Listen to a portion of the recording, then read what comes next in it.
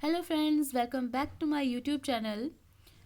आज हम डिस्कस कर रहे हैं जीके पोर्शन, जिसमें कि भारत का इतिहास जो है वो हम डिस्कस करेंगे। बीच बीच में से जो है वो क्वेश्चंस हैं, 20-25 क्वेश्चंस हैं। चलिए स्टार्ट करते हैं क्वेश्चन नंबर 1 से। त्रिस्तरीय भवन नियोजन प्रणाली निम्नलिखित में से किस बस्ती में खोजी गई है? ऑप्शन है हड़प्पा, मोहनजोदड़ो, कालीबंगा, धोलावीरा। तो ऑप्शंस देख के हमें ये चीज़ क्लियर हो रही है कि ये हड़प्पा सभ्यता से रिलेटेड क्वेश्चन है। तो हड़प्पा सभ्यता में जो निवासी थे, उन्होंने नगरों तथा घरों के विन्यास के लिए ग्रीड पद्धति जो थी वो अपनाई थी। ये एक बहुत इंपॉर्टेंट क्वेश्चन है कि उन्होंने कौन सी पद्धति अपनाई थी। उन्होंने ग्रीड पद्धति अपनाई थी। ठीक है। और जो मेनली जो हड़प्पा सभ्यता के जो अवशेष मिले हैं, उसके अनुसार जो है वो हड़प्पा सभ्यता जो थी, वहाँ पे जो नगर थे वो दो भागों में विभाजित थे, ऊपरी भाग और निम्न भाग। ठीक है, मतलब ऊपरी भाग थोड़ा ऊपर था और निम्न भाग थोड़ा नीचे था। और जो ऊपरी भाग था उसके चारों ओर जो था वो दुर्ग था, मतलब वो दुर्गीकृत था। ठीक है, कि एक दीवार होती है, नगर के चारों ओर दीवार थी, उसको बोले कि दुर्गीकृत था वो। और जो निम्न भाग था उसमें मतलब दुर्ग नहीं थे। ठीक है, वो दुर्गीकृत नहीं था, सिर्फ ऊपरी भाग जो था वो दुर्गीकृत था। और ऊपरी भाग जो है वहाँ पे राजकीय इमारतें, खाद्य भंडार इत्यादि थे। ठीक है, और छोटे छोटे भवन भी थे। और मेनली ये माना जाता है कि जो ऊपरी भाग था, जो दुर्गीकृत था, वहाँ पे कुलीन वर्ग शासन, मतलब जो कि शासक वर्ग था, कुलीन वर्ग था, वो रहते थे वहाँ पे। ठीक है, और जो निम्न जो नगर था, निम्न भाग जो था, वो वहाँ पे जो नॉर्मल लोग थे वो रहते थे। ठीक है, मतलब जो सामान्य लोग होते हैं वो रहते थे। ठीक है, तो इसमें मेनली हमने डिस्कस किया कि जो नगरीय योजना थी उसमें दो ऊपरी और निम्न भाग थे, दो भागों में विभक्त था। पर जो एक जगह है जहाँ पे के त्रिस्तरीय भवन नियोजन प्रणाली है, मतलब कि वहाँ पे नगरीय स्थल जो है वो दो भागों में नहीं बल्कि 3 भागों में विभक्त था। ठीक है, 1 2 3 जो पार्ट्स में डिवाइडेड था। तो वो कहाँ पे है? वो धौलावीरा में है। ठीक है, वो धौलावीरा में है। और धौलावीरा के दो भाग जो थे उनके चारों ओर दुर्ग था, और एक भाग जो था वहाँ उसके चारों ओर दुर्ग नहीं था। ठीक है, तो यहाँ पे ऑप्शन डी जो है वो करेक्ट आंसर होगा।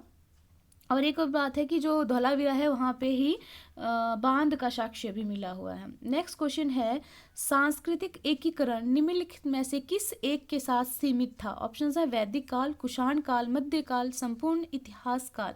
जो सांस्कृतिक एकीकरण है, ठीक है, वो सिर्फ संपूर्ण इतिहास काल से जो है वो रिलेटेड है। ठीक है, इसमें संपूर्ण इतिहास काल जो है वो करेक्ट आंसर होगा। नेक्स्ट क्वेश्चन है, किस काल से सिक्कों के इतिहास का संबंध है? सिक्कों के इतिहास का संबंध जो है वो किस काल से है?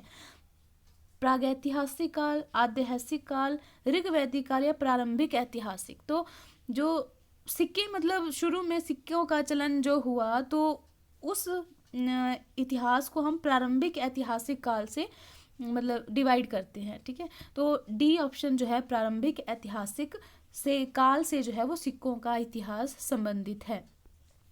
नेक्स्ट है,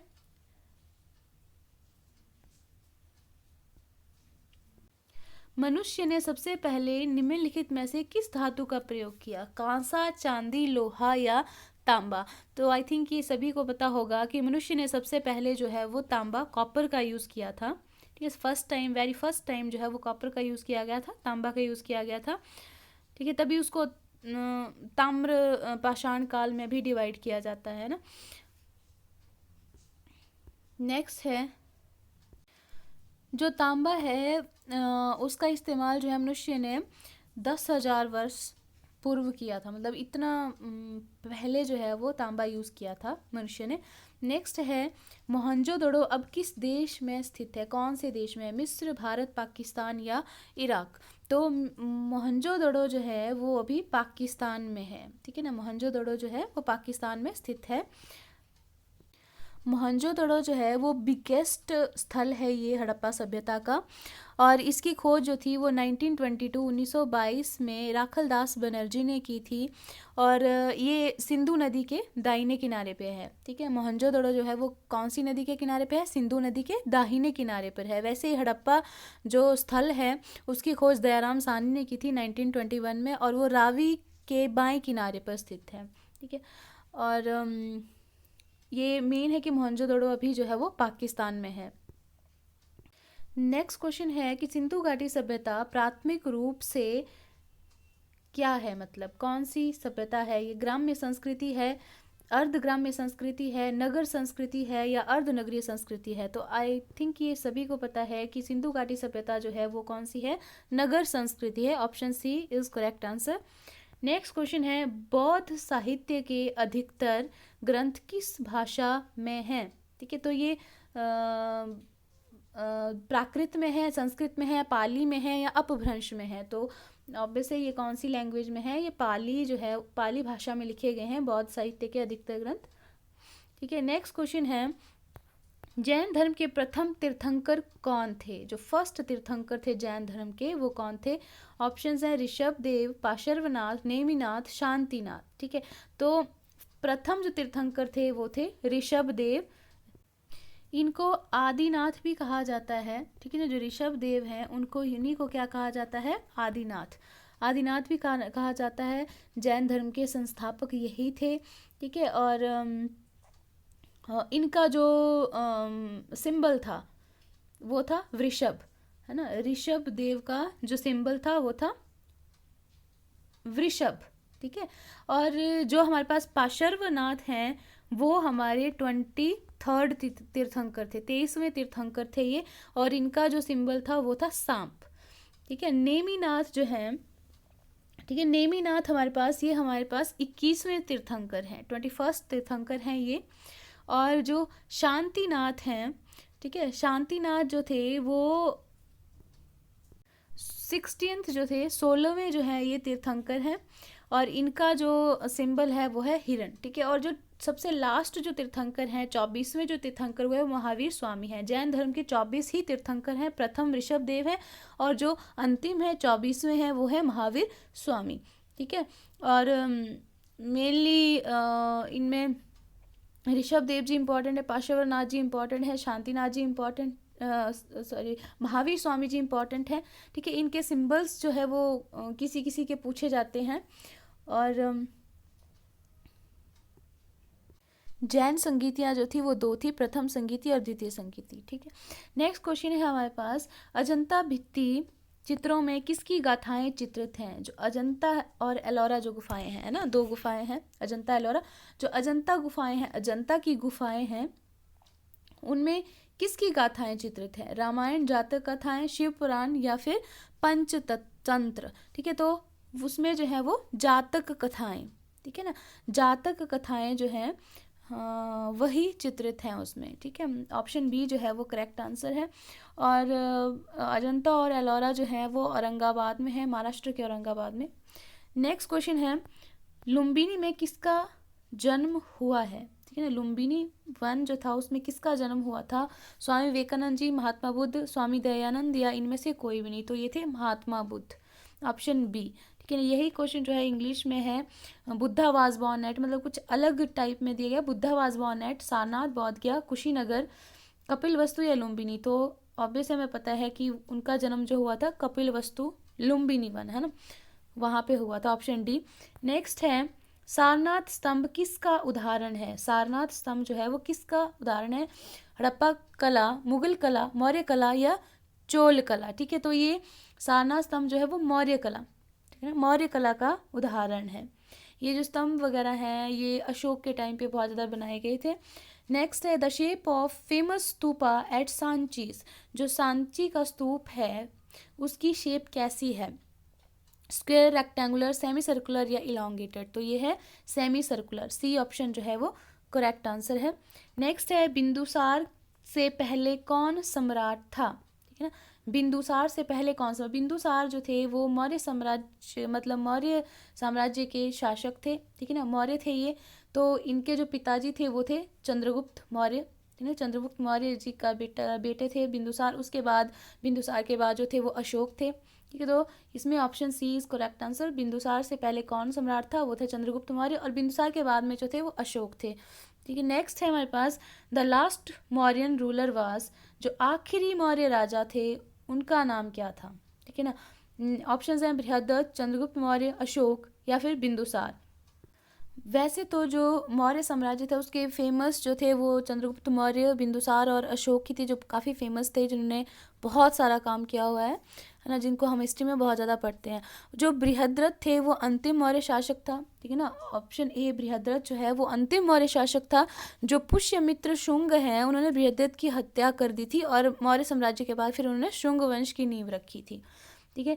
नेक्स्ट क्वेश्चन है चंद्रगुप्त मौर्य का प्रधानमंत्री कौन था। जो चंद्रगुप्त मौर्य हैं उनका जो प्रधानमंत्री था वो कौन था। ऑप्शन है वराह मिहिर, चाणक्य, आर्यभट्ट या नागार्जुन, ठीक है। तो ये चंद्रगुप्त मौर्य जो हैं इनके साम्राज्य में ये सारे थे, उनके मतलब राज्य में वराह मिहिर भी थे, चाणक्य भी थे, आर्यभट्ट भी थे, नागार्जुन भी थे, ठीक है। तो मेन जो इनके प्रधानमंत्री थे वो थे चाणक्य, ठीक है ना। चाणक्य जो है जिनको कौटिल्य भी कहा जाता है, जिन्होंने अर्थशास्त्र की जो है वो रचना की है। चाणक्य जो है इनका अदर नेम जो है वो है विष्णुगुप्त, ठीक है। तो ये तक्षशिला विश्वविद्यालय में जो थे वो शिक्षक थे, जहाँ पे चंद्रगुप्त मौर्य जो थे वो शिक्षा ग्रहण कर रहे थे, ठीक है।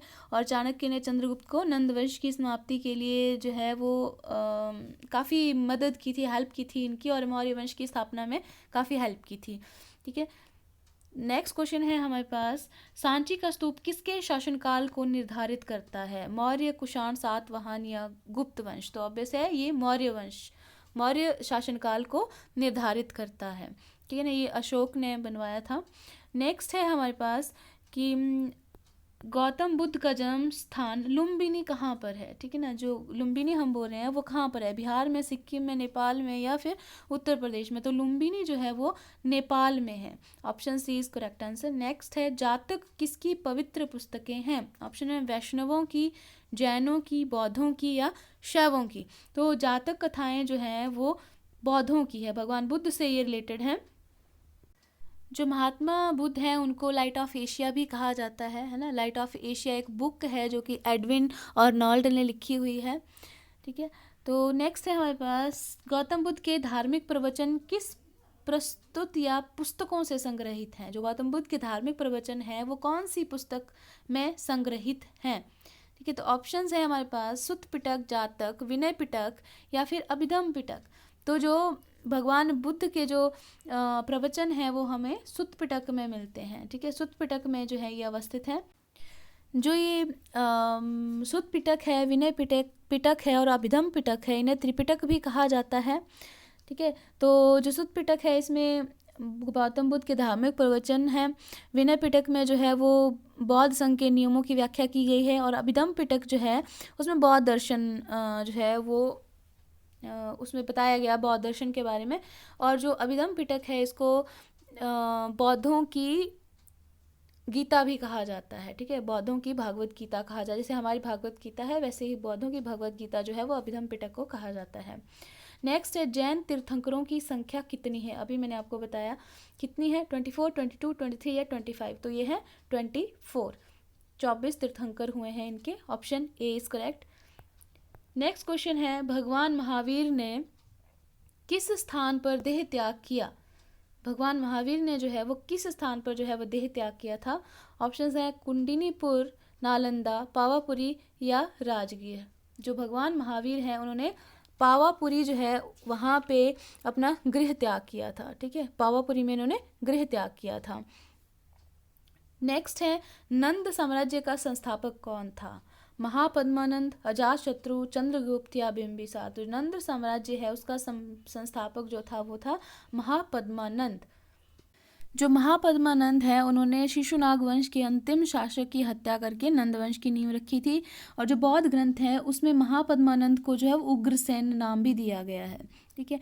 और हाथी गुम्फा जो अभिलेख है ये काफ़ी इंपॉर्टेंट है कि हाथी गुम्फा अभिलेख में उसके किलिंग विजय का उल्लेख किया गया है, जो महापद्मानंद है उसकी, ठीक है। और जो हमारे पास ये नंद वंश है, ठीक है, नंद साम्राज्य जो है उसका अंतिम शासक जो था वो धनानंद था।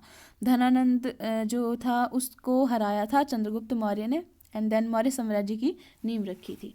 ठीक है, तो नंद साम्राज्य के संस्थापक था महापद्मानंद, लास्ट शासक जो था वो था धनानंद। ठीक है, तो ये थे हमारे पास कुछ जीके के क्वेश्चन। आई होप कि आपको मेरा वीडियो पसंद आया होगा, तो please like share and subscribe करना ना भूलें। Thanks for watching my video.